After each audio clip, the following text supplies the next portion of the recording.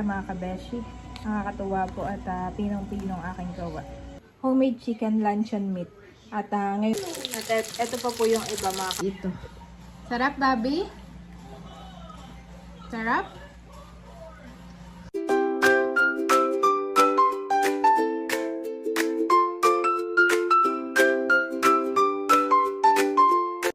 Kamusta mga kabeshi? Welcome back sa aking YouTube channel. And for today's vlog po, magluluto tayo ng chicken luncheon meat. Ito na nga mga kabeshi, yung ating fresh chicken. Bale, dinebone na natin. At ito ay purong laman na mga kabeshi. Nilagay ko na rin dito sa food processor. Ilalagay ko na rin yung carrots para minsanang nanggiling. Yan, carrots niya. Lalagyan ko rin ng sibuyas. Tapos ay titimplahan natin ng sugar, fish sauce, pati na din ng all-purpose flour. Or pwede rin yung cornstarch. Pinagsama-sama na natin ang mga ingredients mga kabeshi. Ngayon naman ay ipaprocess na natin. Bale, nilagyan ko na rin po ito ng paminta, garlic, at pati na rin ng itlog. Yan, number 1 lang mga kabeshi. Ito na yung mixture mga kabeshi. Grabe, napakabango. Ililipat ko na ng container. So yun mga kabeshi, nailipat ko na sa lanera mga kabeshi. Nakakatuwa po at pinong-pinong aking gawa. Most especially dun sa chicken. Saka ang bango ng amoy niya. Maigi din na ito po ay sariling timpla. So ilalagay ko to sa freezer overnight.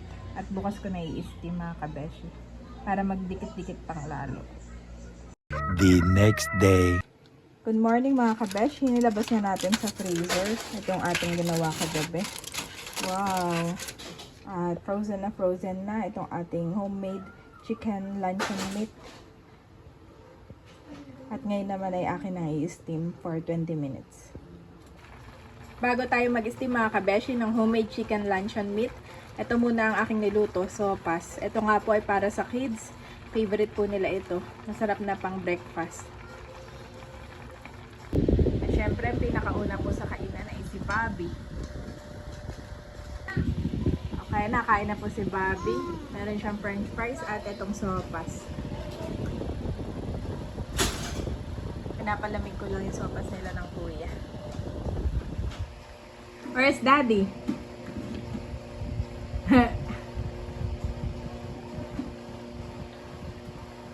Where's Kuya? Daddy's in the camera. Nakain na po si Andres mga kabeshi. Ito sopas Kuya ha. Lumipat kami dito sa garden. Mamaya ay mag-clean up kami ng mga boys. Ayan, sobrang kalat. Much later. So yun pa mga kabeshi, nandito si Kuya Andres. Siya ang aking kasama ngayon dahil si Bobby po ay... Where's Bobby Kuya? Si Kuya nga po ay nagkakain ng bread. Yung binake ko po na bread. At ito naman yung isa nating ginawa na... Yan, homemade luncheon meat. Chicken po ito. Nakarest na siya. Medyo matagal yung resting niya. Wow! At hindi na natin prinito mga kabeshi. Bali, steam lang po ito. Wow! Look at that mga kabeshi. Have you got a waiting there? Ang ganda rin yung ganitong homemade. Mommy. Tapos this is chicken, kuya. Look. Parang siyang embutido pero wow, ang bango niya. Will you try this one? I'll try. This is chicken. I'll try it. Look. This is your favorite with carrot. Okay. Ang muna magta-try. Wow! Pwede naman nating ikat na. Kasi ito may ketchup tayo. Wow! Hello, what's that? Daw sa mga ketchup. Naubusan na ako ng ketchup sa ano. Wow! Uy! Try na. Mommy, put the ketchup in the wall. Okay, let's pray na kuya. Hallelujah, Jesus, O God, Lord, we praise and honor you. Salamat sa pagkain ito. Pagpalain mo nga po ito at may kalakasan ng aming katawan. In Jesus' name, say Amen.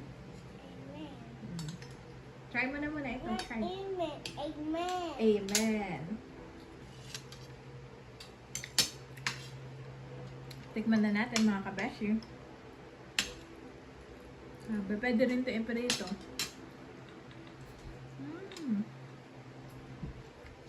Sarap mga kabeshi.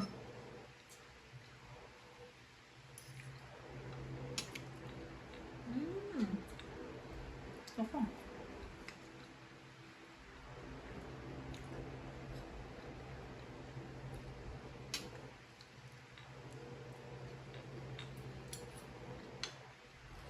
Sarap niya, malinamnam. Tapos lutong-luto pa.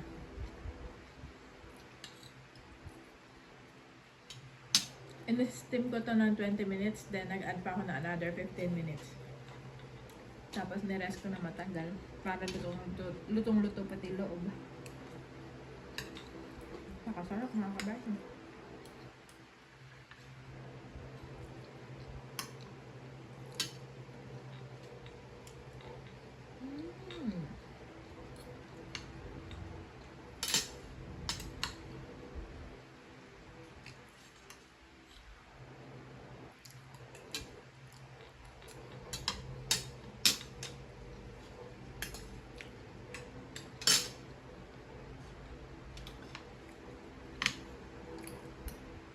For sure mag-uusan ito ni Babe.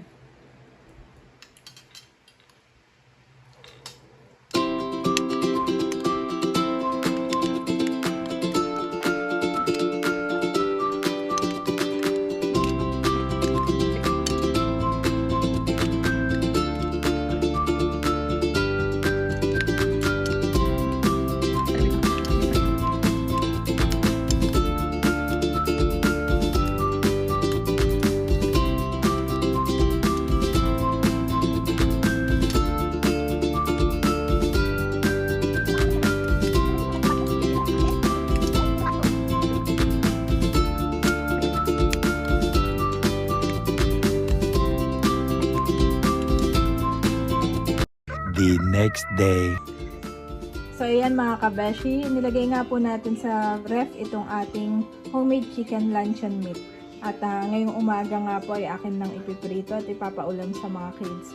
Bali kahapon mga kabeshi, dumating si daddy at may dala po siyang pagkain. Kaya yun muna ang aming inuna. At sabi ko, ito naman ay pwede kong ilagay sa ref. Sa luncheon meat, hindi na po mapakali si Bobby. Sabi, what's that, mommy? What's that? Ito na po yung luncheon meat.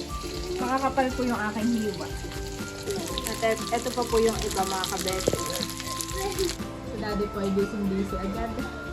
Katapos ng shoot, nag-edit agad kagabi. Tapos ay kayong umaga, maaga na namang nagtatanim. At gusto niya matapos bago umuwi kami sa probinsya. Ay, kain ka muna dito, daddy. At na mo itong isa ko. Sabi ni Chet, wow, bilis na, isend ko agad. Sabi ni Chet, ay thank you daw at na-isend mo agad sa kanya. Kukuha ulit ako ng lupa. Sige. Mapapanood niyo po ang pagtatanim ni Daddy sa kanyang vlog. Siya rin po yung aking tinulungan. Still hot, Bobby. What is that? Can I see? Oh no, nalaglag. Naubusan ako ng ketchup. Okay? Pangalawa na nga po ni Bobby ito. Sarap, Bobby? Sarap? You like it? Chicken. Kain na din po ako mga kabeshi. Nakain na din po siya. Mas gusto mo to kaysa dun sa kahapon.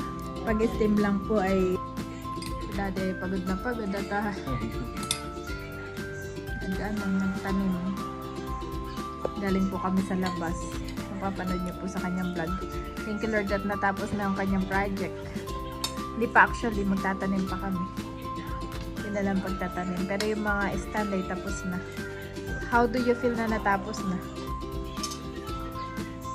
I feel so fulfilled.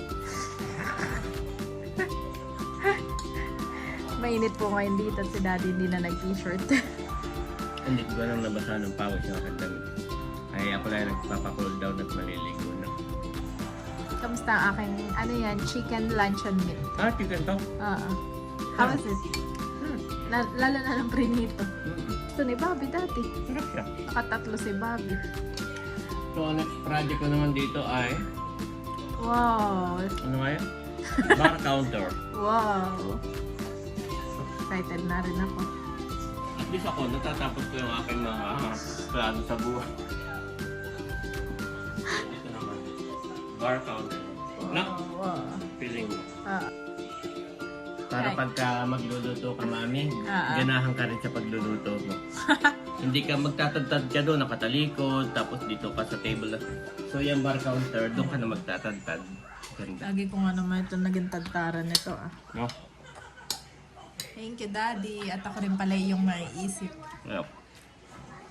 Para maganda. Tapos may mga patungan ka na dito. Pwedeng wine, o pwedeng yung mga ingredients mo. Depende Ingredients na lang. Pero gusto ko may patungan din ako ng wine. Sa taas na lang, no? Ah. Sa taas na lang. Parang ganayon na pasik. Na? Sa taas na lang yung wine. Hindi na, excited na po si Daddy. After na isang project niya, excited na ulit. Yep. Yung kaldero naman, sa probinsya ko siya gagawin pag uwi natin. Diba nung may mga order ulit tayo? Diba ga? Yes. Taste and see that the Lord is good. Blessed is the one who takes refuge in him. Psalm 34:8 NIV.